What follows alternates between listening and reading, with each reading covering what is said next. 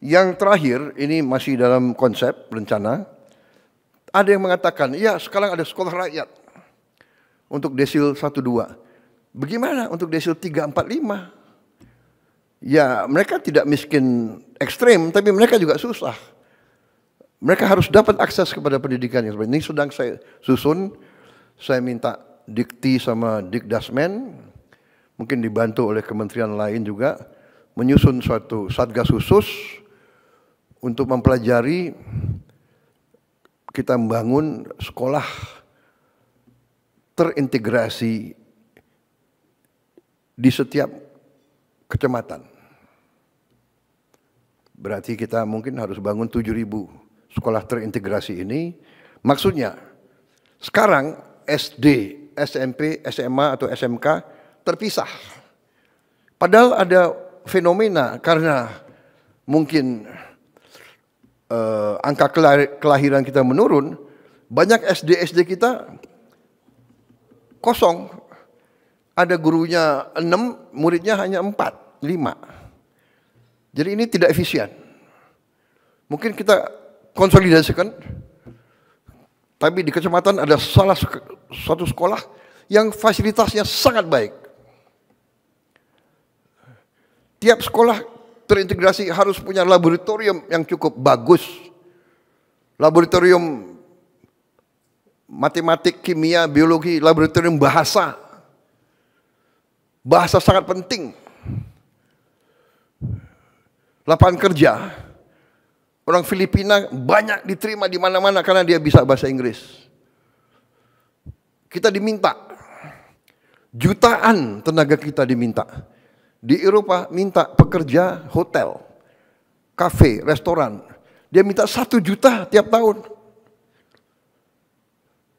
Kepala-kepala negara, pemerintah dari Eropa nanya ke saya, can you send?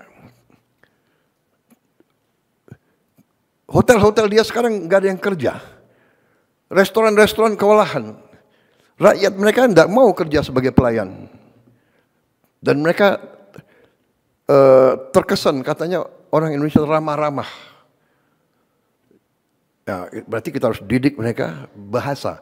Ada yang bahasa Inggris, mungkin paling banyak di Eropa. Mungkin juga kita didik bahasa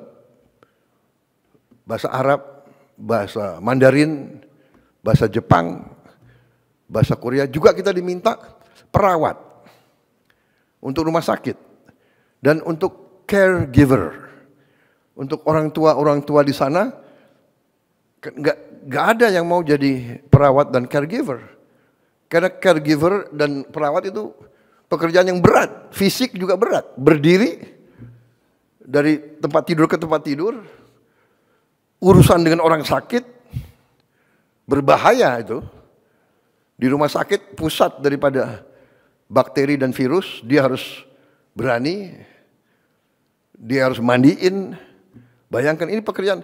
Rakyat kita terkenal tabah dan sopan dan ramah. Mereka minta. Jadi ini harus kita siapkan ke situ. Karena tadi kita sadar lapangan kerja yang kita butuh. Jadi sekolah terintegrasi ini belum boleh saya gunakan sebagai prestasi. Ini baru embrio konsep. Ya. Tapi sekolah-sekolah ini saya kira sudah saatnya kita pikirkan. Jadi fasilitas sekolah rakyat dikurangi berasrama. Kenapa anak yang paling bawah ini kita taruh di asrama? Supaya keluar dari lingkungan kemiskinan. Jadi dia punya kepercayaan diri. Ya kan? Ya paling banyak yang ingin ketemu orang tuanya, nggak apa-apa. Orang tua datang, dia juga pulang tiap akhir pekan, tapi dia keluar sementara 5-6 hari dari lingkungan kemiskinan. Tapi yang sekolah ini, dia pulang pergi, dia tidak berasrama. Artinya apa? Kita harus berani sekarang siapkan bus-bus antar jemput untuk anak-anak sekolah itu.